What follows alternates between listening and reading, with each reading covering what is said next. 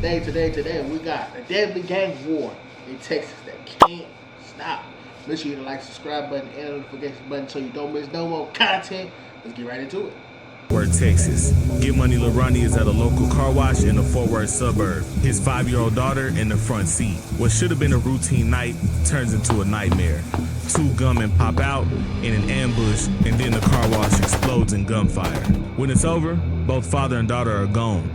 Casualties in a decades-long war that shows no mercy. To the outside world, Fort Worth is Cowtown, home of cattle drives, rodeos, and Western charm. But in certain neighborhoods, cowboy hats are replaced with bandanas. Understand some, cuz if it go on this, it's a lot that come with it. And the laws of the streets decides who lives and who dies. It wasn't. Hey man, I'm actually from Fort Worth, Texas, and it's real country out here, but it is some gang, real slide out there, YN stuff is going on. It's going on, man. And it's sad, man. I want to pray for my city, man. We should be better. We need to be better. Progression should be the priority. You know what I'm saying? Random, it wasn't bad luck. This is the end of a chain reaction that started decades earlier. One that began long before either of them was born. To save the life of Jamie Fulton or the young girl shot hours later. To understand how a city built on blue-collar pride became one of Texas's most dangerous gang battlegrounds, you have to rewind. Before the rap beefs, before the clicks, before the headlines, there was a moment when the streets of Fort Worth changed forever. It's the mid-1980s. Friday nights in Fort Worth still mean high school football and barbecue, not gunfire. But some you know, Texas love football, man. You gotta get to it, man. Gotta give. I'm gonna use this motherfucking ad. Yeah, Fort Worth, Texas football Texas and football period go together. Like I think the most football Super Bowl champions are from Texas. You can look that up, I think. Up together before Crippin' even came. When the blue flag did arrive, it wasn't strangers claiming it. It was the same kids who had already grown up together. And in those first years, there were no divisions, no rival sets, just one Crip identity spreading across neighborhoods, shaping the future of Fort Worth streets. Protect the KKK. They protect the KKK. They don't protect us. The Crips' rise in Fort Worth didn't go unanswered. In a neighborhood across town called Stop 6, another group was about to form. Against the whole city of Crips. That's the whole city of Crips. What started as one street holding its ground grew into a red presence on the east side and setting the stage for this is a good documentary. Shout out Rico TV, man. I like this, bro. This give me you know what I'm saying, real inspired, because you know I do something like on the Trap World Route documentary, academic stuff. That's what my goal is, man. This documentary covering shit, man. Academics, man. He did this to Warren Chirac, and that's where I get a shout out SNT Street News TV. Like that shit, the Chicago shit really influenced the world, influenced not only the rappers but the media to, you know what I'm saying, do this whole documentary. It's like a million documentaries out there about all cities. You can go to documentaries about Young Boy, Lil Durk, we go to Florida, we go to Kodak, Young and Ace and Fulio and them, you know what I'm saying? We can go to New York and do, you know what I'm saying, New York drill with K-Flock and, you know what I'm saying, damn near, should I say 6ix9ine? Man. Should I say 6ix9ine? I don't know.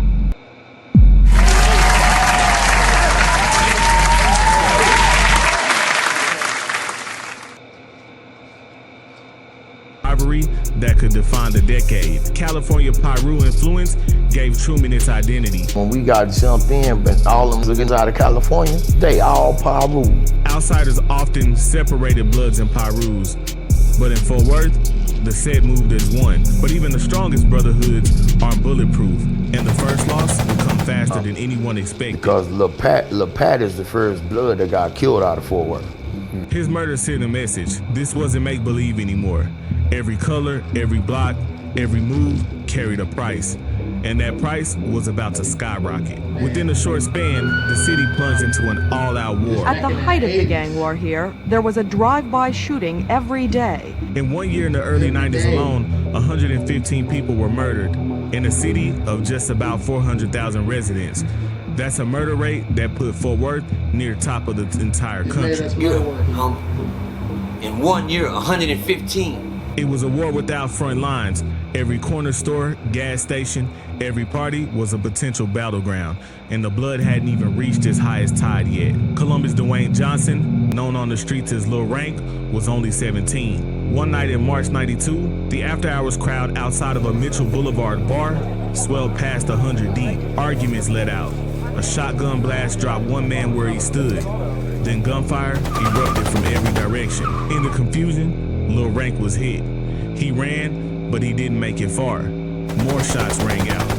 Friends rushed him to the hospitals, but within hours, he was gone. 2 men died that night, but Lil Rank's death hit different. You dig what I'm saying? I carried the king's coffin and run this fire do shit down here. In a city already drowning in blood, losing him was a gut. Yeah, right now it's a whole, you know what I'm saying, a little back and forth with OG Percy and Hoover Gumby, you know what I'm saying, from No Jumping from Cali, you know what I'm saying, that motherland, the whole gang shit, and OG Coulter, this whole fucking, I don't know, civil war. Like, y'all all the same thing, man. Just get along, man. Shout out Ritune, shout out Bob Report, shout out, who else?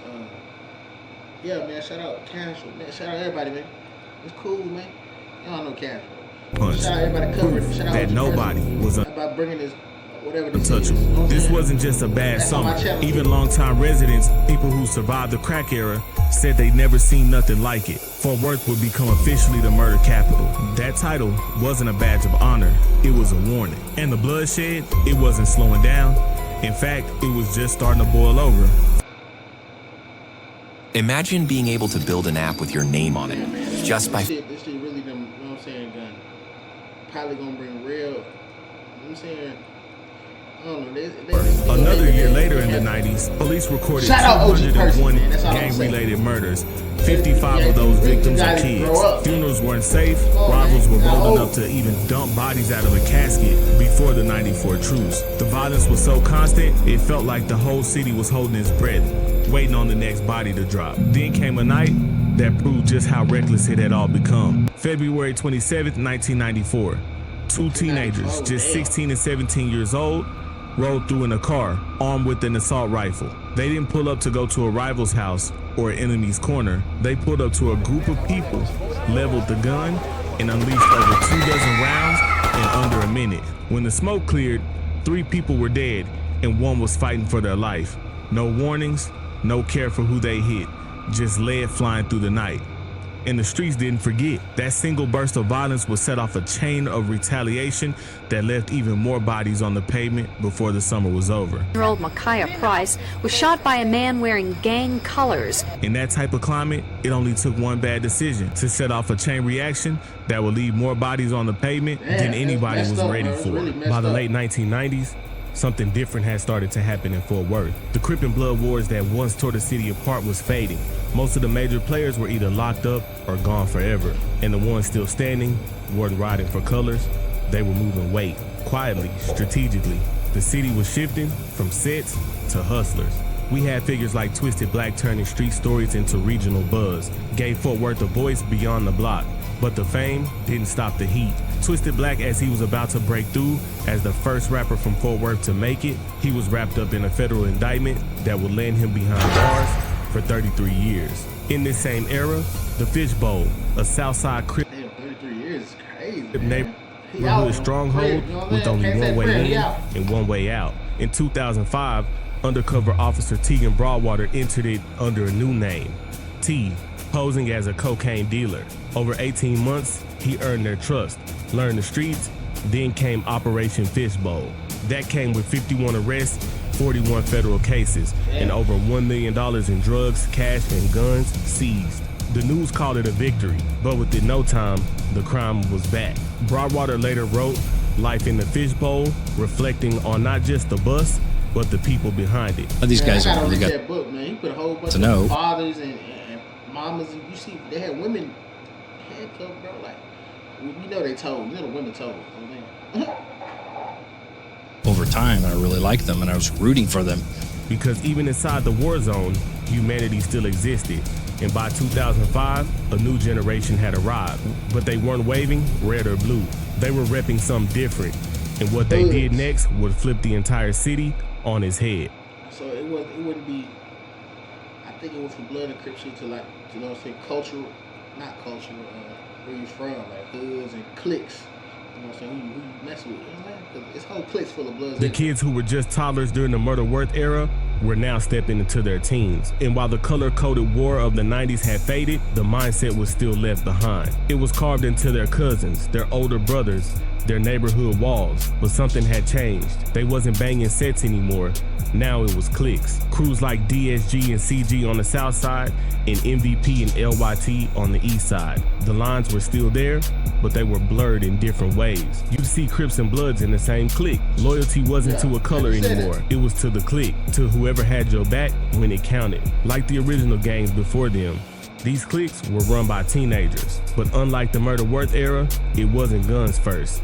These wars were personal. Hands flew before bullets. Fists decided beefs until they didn't anymore. After the carnage of the 90s, white families fled the inner cities. Every drawer was open, every closet was open, every piece of sterling.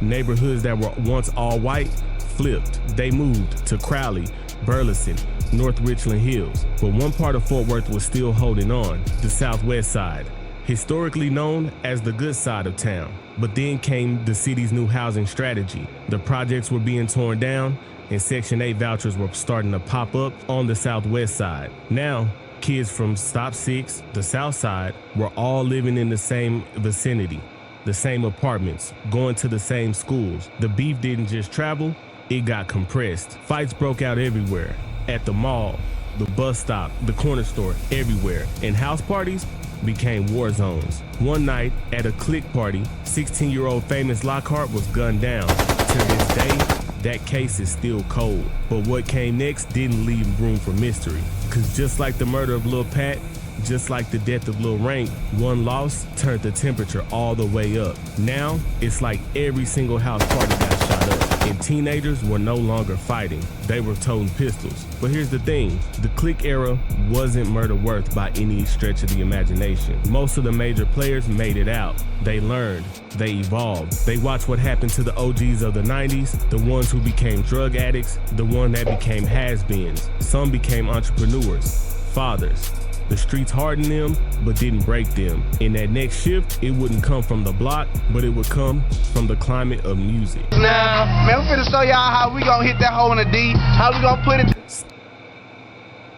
Yeah, man, it was a whole little new dancing culture that came, you know what I'm saying, to Dallas and Fort Worth. And it's circling back right now today, man. I know y'all heard that, Ben. You know what I'm saying? I know y'all heard that, man. It's in the clubs and everywhere, man. It's coming back around, I'm telling you. We had 10K cash, you know what I'm saying? The clique era was starting to cool off. Fewer block brawls, fewer slideshows, but that didn't mean peace, just a shift in energy. Music had always set the tone in Fort Worth, and right as the violence simmered, the sound changed. Songs like Nuck If You Buck and Tussle by DSR had all started to become a thing of the past.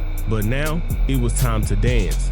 The boogie movement had arrived. Right. My Dougie, Mr. Hit That, Young Nation, DFW was bouncing as a whole, and Fort Worth was right in the mix. The vibe was more get fly, dance, and get money. From the south side to the east side, even some of the cliques who used to beef were now partying at the same clubs. For a moment... Oh shit, wait, hold on, let's get money LILRONNIE, man. I think, right?